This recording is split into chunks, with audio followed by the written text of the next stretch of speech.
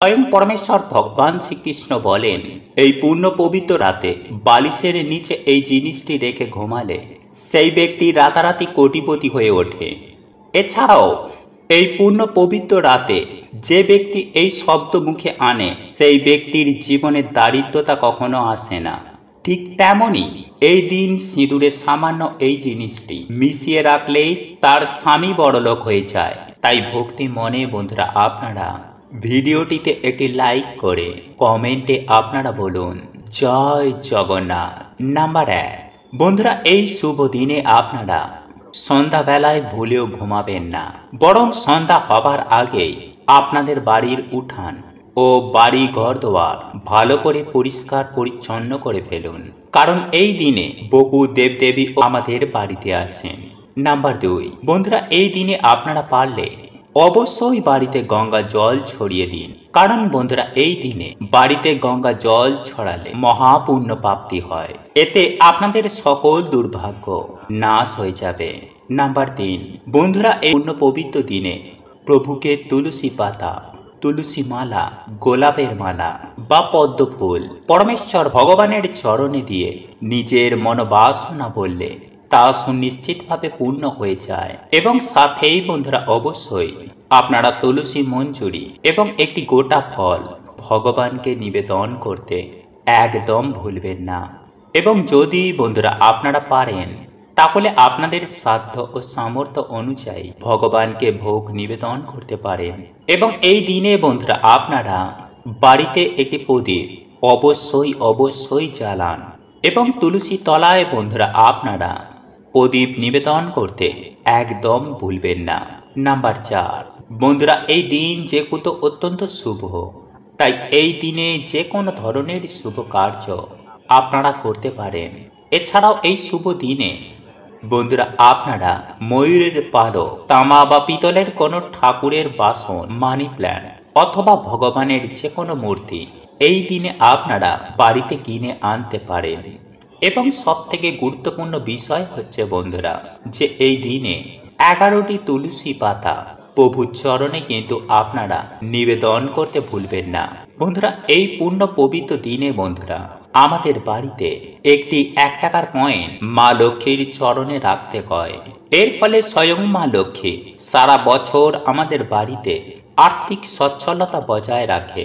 তাই এই দিনে বন্ধুরা আপনারা সন্ধ্যার পর মা লক্ষ্মীর চরণ তলে একটি 1 টাকার কয়েন সাথে একটি সুপারি অবশ্যই রাখবেন।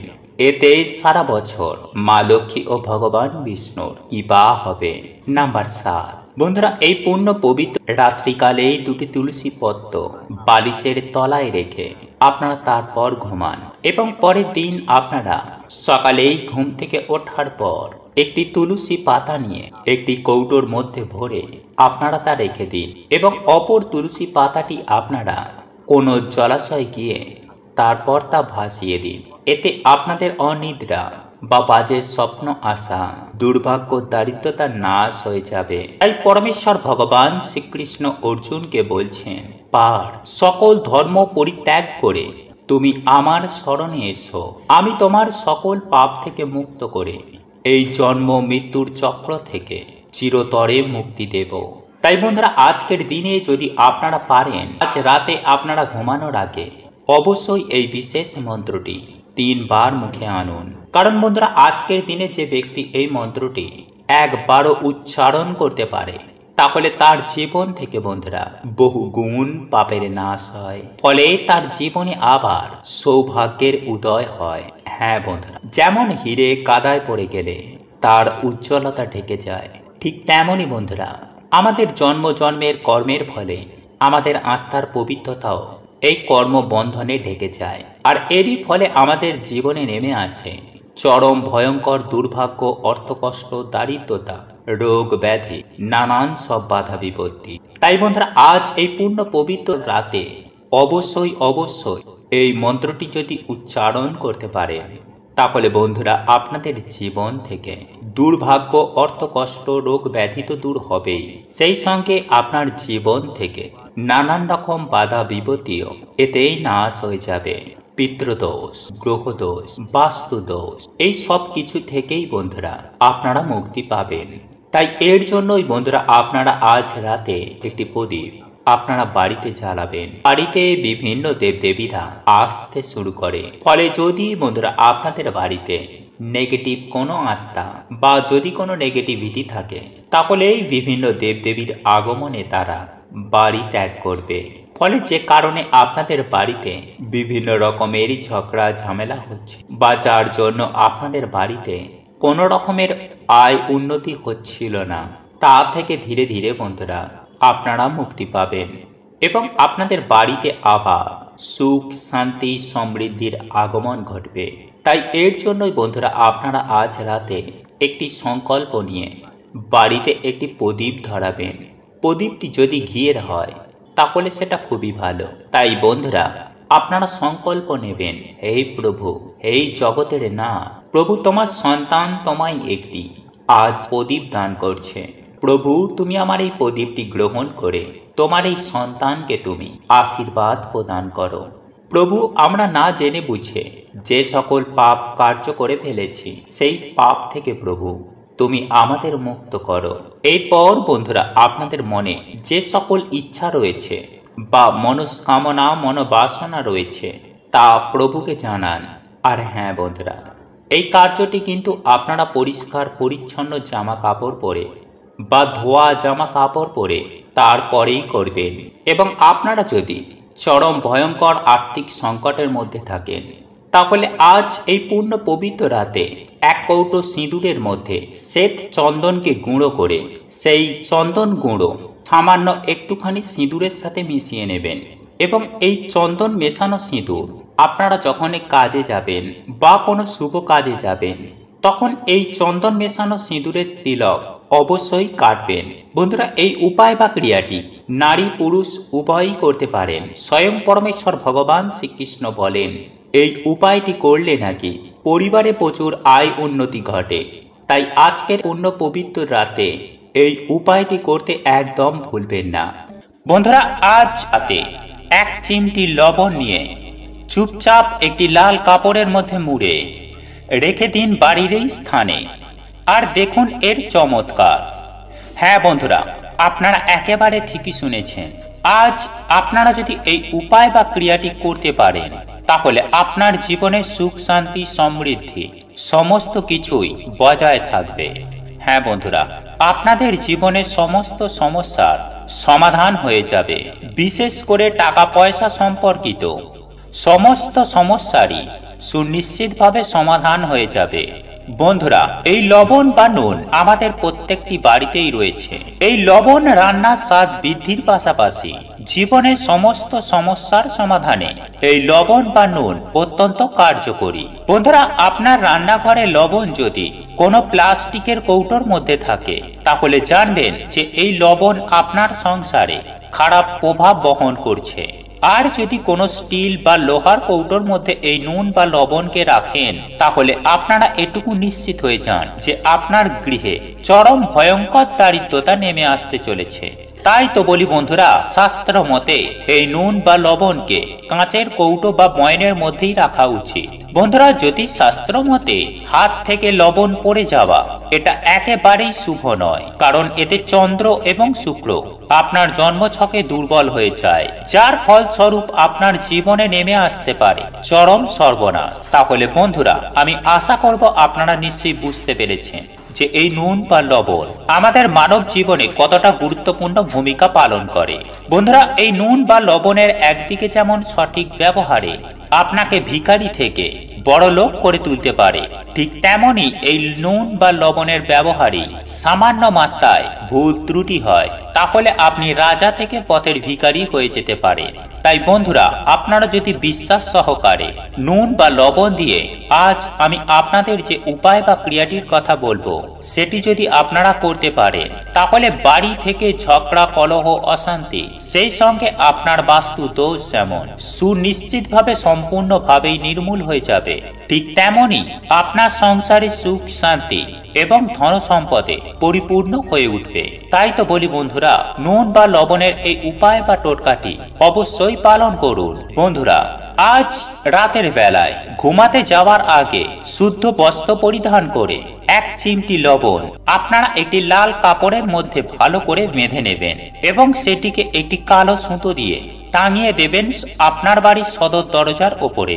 বন্ধুরা, এর ফলে আপনার বাড়িতে কোনো প্রকার অশুভ শক্তি আর কখনোই বাড়ির মধ্যে প্রবেশ করতে পারবে না। বন্ধুরা, এই নুন বা লবণ আপনারা যদি সঠিকভাবে ব্যবহার করতে পারেন তাহলে আপনাদেরই জীবনে সুখ এবং শান্তি আপনারা নিজেরাই বৃদ্ধি করতে পারবেন। তবে বন্ধুরা, কোনো ব্যক্তি যদি আপনার অপছন্দের হয় তাহলে ভুলেও তার হাত থেকে নুন বা লবণ আপনি খাবেন না। হ্যাঁ বন্ধুরা, আপনারা একেবারে ঠিকই শুনেছেন, তার হাত থেকে আপনারা মিষ্টি জিনিস অবশ্যই খেতে পারেন, কিন্তু ভুল করেও সেই সকল ব্যক্তির হাত থেকে নুন বা লবণ খাবেন না। কারণ বাস্তুশাস্ত্রে বলা হয়েছে একটি ছোট্ট কাঁচের কৌটোয় নুন বা লবণ ঢেলে যদি বাথরুমের একটি উঁচু জায়গায় একটি কোণে রেখে দিতে পারেন তাহলে আপনার বাড়ির বাস্তু দোষ থেকে আপনারা সম্পূর্ণভাবে মুক্তি পাবেন। কেননা আমরা প্রত্যেকেই জানি যে বাথরুম থেকেই সব থেকে বেশি নেগেটিভ শক্তি বেরিয়ে আসে, আর বাথরুমে এই ক্রিয়াটি করলে নেগেটিভ শক্তি আর কখনোই বেরোবে না এবং আপনার বাড়িতে পজিটিভ শক্তির প্রভাবে আপনার বাড়িতে সুখ শান্তি অবশ্যই বৃদ্ধি পাবেই পাবে। বন্ধুরা, আমরা প্রত্যেকেই জানি যে নুন বা লবণ এবং কাঁচ হলো রাহু এবং কেতুর বিনাশকারী সাহায্যকারী একটি উপাদান। তাই বাড়িতে সুখ শান্তি সমৃদ্ধি বজায় রাখতে আপনারা অবশ্যই বাথরুমের একটি কোণায় ছোট্ট একটি কাঁচের পাত্রের মধ্যে লবণ ঢেলে রেখে দিতে একেবারেই ভুলবেন না। বন্ধুরা, এছাড়াও আপনাদের জানিয়ে রাখি যে সপ্তাহের প্রত্যেকটি দিন কেবলমাত্র বৃহস্পতিবার ও রবিবার বাদ দিয়ে প্রত্যেকটি দিন যদি আপনার ঘর মোছার জলে এক চিমটি লবণ দিয়ে আপনি আপনার ঘর দুয়ার মুছতে পারেন তাহলে মা লক্ষ্মী আপনার গৃহে আসার পথ খুলে যায়। ফলে সেই বাড়িতে আর কখনোই ধন সম্পত্তির অভাব হয় না এবং সেই পরিবারে বাড়তি খরচ কমিয়ে টাকা সঞ্চয় করতে চাইলে তাহলে একটি কাঁচের গ্লাসে এক গ্লাস জল নিয়ে তার মধ্যে এক চিমটি লবণ মিশিয়ে আপনি রেখে দিন আপনার বাড়ির ঈশান কোণে। আর প্রত্যহ শনিবার করে ওই কাঁচের গ্লাসের জলটি পরিবর্তন করবেন। দেখবেন আপনার জীবন থেকে ফালতু বাজে খরচ একদমই বন্ধ হয়ে যাবে। বন্ধুরা, জীবনে ধন সম্পদ বৃদ্ধি করতে চাইলে এবং বিপুল অর্থ উপার্জন করতে চাইলে একটি পরিষ্কার কাঁচের বাটির মধ্যে এক বাটি লবণ নিয়ে তার মধ্যে রেখে দিন 5টি লবঙ্গ এবং ওই কাঁচের বাটিটি রেখে দিন বাড়ির ঈশান কোণে অথবা আপনার ঠাকুর ঘরে। দেখবেন মাত্র 7 দিনের মধ্যেই আপনার জীবনের নানান দিক থেকে অর্থ উপার্জনের রাস্তা খুলে গেছে এবং আপনি খুব শীঘ্রই হয়ে যেতে পারবেন কোটিপতি। বন্ধুরা, যদি আপনার বাড়ির ছোট কোনো বাচ্চার নজর লেগে থাকে তাহলে এক চিমটি লবণ নিয়ে 7 বার তার মাথার ওপর থেকে নিচ পর্যন্ত ঘুরিয়ে সেই লবণটি যে কোনো প্রবাহিত জলের মধ্যে ফেলে দেবেন। বন্ধুরা, শাস্ত্র মতে মনে করা হয় যে বিশ্বাস নিয়ে যদি এই উপায় বা টোটকাটি করা যায় তাহলে যে কোনো প্রকার নজর দোষ থেকে খুব সহজেই মুক্তি পাওয়া যায়। বন্ধুরা, জীবনের সমস্ত বাধা বিপত্তি অশান্তি দূর করতে সন্ধ্যার সময় এক মুঠো লবণ নিয়ে আপনার মাথার উপর 3 বার ঘুরিয়ে আপনার বাড়ির সদর দরজার বাইরে ফেলে দেবেন। এর মধ্য দিয়ে আপনার জীবনে থাকা সমস্ত বাধা বিপত্তি আপনার জীবন থেকে সুনিশ্চিতভাবে সম্পূর্ণরূপে দূর হয়ে যাবে এবং আপনার জীবনে প্রবেশ করবে অপার সুখ শান্তি ও ধন সম্পত্তি। যারা দুঃখ কষ্ট ও মহা বিপদে আছে তারা আজ 2 মিনিট বার করে একবার অন্তত শ্রবণ করুন এই জয়া একাদশী ব্রত মাহাত্ম্য কথা। তবে এই ব্রত মাহাত্ম্য কথা শ্রবণ করার আগে জয় শ্রীকৃষ্ণ রাধে রাধে লিখে কমেন্ট অবশ্যই করবেন। বন্ধুরা, মাঘী শুক্লা পক্ষিয়া জয়া একাদশী ব্রত মাহাত্ম্য ভবিষ্যত্তর পুরাণে যুধিষ্ঠির শ্রীকৃষ্ণ সংবাদ রূপে বর্ণিত আছে। শ্রী গরুড় পুরাণে মাঘ মাসের শুক্লপক্ষিয়া একাদশী তিথিকে ভৈমী একাদশী নামে অভিহিত করা হয়েছে। কল্পান্তরে বিভিন্ন পুরাণে বিভিন্ন নাম দেখা যায়। পদ্ম পুরাণ অনুসারে জ্যৈষ্ঠ মাসের শুক্লপক্ষীয় একাদশীর নামে পাণ্ডবা নির্জলা বা ভীমসেনী বা ভৈমী একাদশী। যুধিষ্ঠির মহারাজ বললেন, হে কৃষ্ণ, আপনি কৃপা করে মাঘ মাসের শুক্লপক্ষের একাদশীর সবিশেষ বর্ণনা করুন। স্বয়ং পরমেশ্বর ভগবান শ্রীকৃষ্ণ বললেন, হে মহারাজ, মাঘ মাসের শুক্লাপক্ষের একাদশী জয়া নামে প্রসিদ্ধ। এই তিথি সর্বপাপ বিনাশিনী, সর্বশ্রেষ্ঠা, পবিত্রতা, সর্বকর্মা, সর্বকাম ও মুক্তি প্রদায়িনী। এই ব্রতের ফলে মানুষ কখনো প্রেতাত্মা প্রাপ্তি হয় না। এই একাদশীর নিম্ন রূপ উপাখ্যান শোনা যায়। এক সময় স্বর্গলোকে ইন্দ্র রাজত্ব করছিলেন। সেখানে অন্য দেবতারাও বেশ খুশি ছিলেন। তারা পরাজিত পুষ্প শোভিত নন্দন কাননে অপ্সরাদের সাথে বিহার করতেন। একদিন 50 কোটি অপ্সরা নায়ক দেবরাজ ইন্দ্র স্বেচ্ছায় আনন্দ ভরে তাদের নৃত্য করতে বললেন। নৃত্যের সাথে গন্ধর্বগণ গান করতে লাগলেন। পুষ্পদত্ত, চিত্তসেন প্রভৃতি প্রধান প্রধান গন্ধর্বেরাও সেখানে উপস্থিত ছিলেন। চিত্তসেনের পত্নীর নাম মালিনী, পুষ্পবন্তী নামে তাদের এক কন্যা ছিল। পুষ্পদন্তের পুত্রের নাম মাল্যবান। এই মাল্যবান পুষ্পবন্তীর রূপে মুগ্ধ হয়েছিল। পুষ্পবন্তী পুং পুং কটাক্ষ দ্বারা মাল্যবানকে বশীভূত করেছিল। দেবরাজ ইন্দ্রের প্রতিবিধানের জন্য তারা দুজনেই নৃত্য গীতের সেই সভায় যোগদান করেছিল, কিন্তু একে অপরের প্রতি আকৃষ্ট থাকায় উভয়েরই চিত্ত বিভ্রান্ত হয়েছিল। সেখানে তারা পরস্পর কেবল দৃষ্টিবদ্ধ অবস্থায় দাঁড়িয়ে থাকল। ফলে গানের ক্রম বিপর্যয় ঘটল। তাদের এই রকম তালমান ভঙ্গ ভাব দেখে তারা যে পরস্পর কামাসক্ত হয়েছে, দেবরাজ ইন্দ্র তা বুঝতে পারলেন। তখন ক্রোধবশে তিনি তাদের অভিশাপ দিলেন, হে মূর্খ, তোমরা আমার আজ্ঞা লঙ্ঘন করেছ। তোমাদের ধিক। এখনই তোমরা পিশাচযোনি লাভ করে মর্ত্যলোকে নিজ দুষ্কর্মের ফল ভোগ করো। দেবরাজ ইন্দ্রের অভিসারে তারা দুজন দুঃখিত মনে হিমালয় পর্বতে বিচরণ করছিল। পিশাচ তত্ত্ব প্রাপ্ত হওয়ায় তারা অত্যন্ত দুঃখ ভোগ করতে লাগলো। হিমালয়ে প্রচণ্ড শীতে নিজেদের পূর্ব পরিচয় বিস্মৃত হলো। এইভাবে অতি কষ্টে সেখানে দিন যাপন করতে লাগলো। একদিন পিশাচ নিজ পত্নী পিশাচিকে বলল, সামান্য মাত্র পাপ করিনি, অথচ নরক যন্ত্রণার মতো পিশাচ তত্ত্ব প্রাপ্ত হয়েছি। অতএব এখন থেকে আর কখনো কোনো পাপ কর্ম করব না। এইভাবে চিন্তা করে তারা সেই পর্বতে মৃতপ্রায় বাস করতে লাগলো। মাল্যবান ও পুষ্পবন্তীর পূর্ব কোনো পুণ্যবশত সেই সময় মাঘী শুক্লাপক্ষিয়া জয়া একাদশী তিথি উপস্থিত হলো। তারা একটি অসত্য বৃক্ষতলে নিরাহারে নির্জলা অবস্থায় দিবানিশি যাপন করল। শীতের প্রকোপে অনিদ্রায় রাত্রি অতিবাহিত হল। পরদিন সূর্যোদয় দ্বাদশী তিথি উপস্থিত হল। জয়া একাদশীর দিন অনাহার ও রাত্রি জাগরণে তাদের ভক্তির অনুষ্ঠান পালিত হল। এই ব্রত পালনের ফলে ভগবান বিষ্ণুর কৃপায় তাদের পিশাচতত্ত্ব দূর হল। তারা দুজনেই তাদের পূর্ব রূপ ফিরে পেল। তারপর তারা স্বর্গে ফিরে গেল। দেবরাজ তাদেরকে দেখে অত্যন্ত আশ্চর্য হলেন। তিনি জিজ্ঞাসা করলেন, কোন পুণ্য ফলে তোমাদের পিশাচ তত্ত্ব দূর হল? আমার অভিশাপ থেকে কে তোমাদের মুক্ত করল? মাল্যবান বললেন, হে প্রভু, ভগবান বাসুদেবের কৃপায় জয়া একাদশী ব্রতের পুণ্য প্রভাবে আমাদের পিশাচ তত্ত্ব দূর হয়েছে। তাদের কথা শুনে দেবরাজ ইন্দ্র বললেন, হে মাল্যবান, তোমরা এখন থেকে আবার অমৃত পান করো। একাদশী ব্রতে যারা আসক্ত এবং যারা কৃষ্ণ ভক্তি পরায়ণ, তারা আমাদেরও পূজ্য বলে জানবে। এই দেবলোকে তুমি পুষ্পবন্তীর সাথে সুখে বাস করো। হে মহারাজ, এই জয়া একাদশী ব্রত ব্রহ্মা হত্যাজনিত পাপকেও বিনাশ করে। এই ব্রত পালনে সমস্ত প্রকার দানের ফল লাভ হয়। সকল যজ্ঞ ও তীর্থের পুণ্য ফল এই একাদশী প্রভাবে আপনা হতেই লাভ হয়। অবশেষে মহানন্দে অনন্তকাল বৈকুণ্ঠ বাস হয়। এই জয়া একাদশী ব্রত কথা পাঠ ও শোভনে অগ্নিষ্ঠম যজ্ঞের ফলও প্রাপ্ত করা যায়।